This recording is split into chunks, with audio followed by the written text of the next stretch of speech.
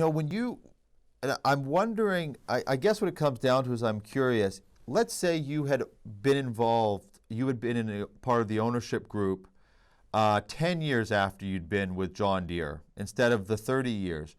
How do you think you would have still been able to run the company effectively, or how much value did that add, that full 30 years being in the industry that long before now being in an ownership where the buck actually stops with you? Yeah, that's a good question. Actually, I've been asked that before. Actually, Yeah. uh, I think I'll kind of go back a few years and tell you just a kind of a situation that happened to me. My first foray into management was just being a foreman in a mechanic shop, and being 30 years old at the time and trying to direct uh, 15 mechanics at the time that were all older than me. They didn't give me the respect. Uh, they, I found it very difficult.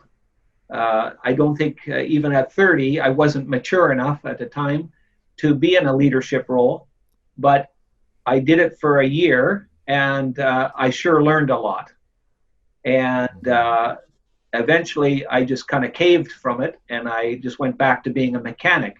And I enjoyed being a mechanic at the time. And so my next movement into management in the John Deere world was when I was 40, 10 years later. And it was a completely different story. I had 10 years more of maturity, 10 years more exposure to the customers. And I just found it not difficult anymore to face challenging situations, and whether it was internally with the staff or with the customers. And I just there probably is lots of young guys out there that maybe would have done a better job at 30 than I did at the time. But I can guarantee you, for me personally, when I attempted management at 30 years old, it was not a success. I was organized, but I struggled with the interaction with staff and customers. And at 40, I found it a piece of cake, and I carried on for another 10 years in the management side with this John Deere dealership environment. And I received a lot of training there, and that helped me formulate, kind of learn the nuances of dealing with customers and tough situations, and settling disputes and all that kind of stuff, and working with mechanics and hiring, really good guys, hiring mediocre staff and stuff like that, and how you fit those people in, because not everybody is a crackerjack at their job. So you have your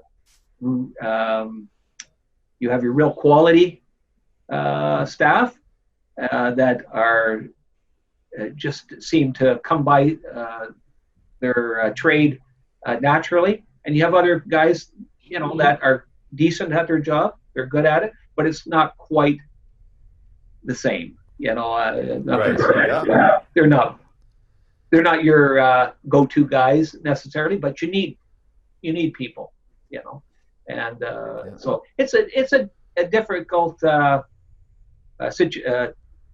situation trying to massage a staff when you have different personalities and different abilities.